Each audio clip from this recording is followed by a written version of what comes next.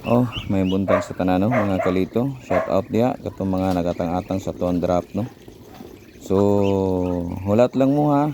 Mag-announce lang ko, mag-live ko ug asa ko mag-drop. Kay gihulat pa nako ang mag-sponsor. Kay wala pa nato nadawat ang kwarta. Kay pag once mag-sponsor na siya, magdawat na natong kwarta, mag-announce na ko, mag-live ko.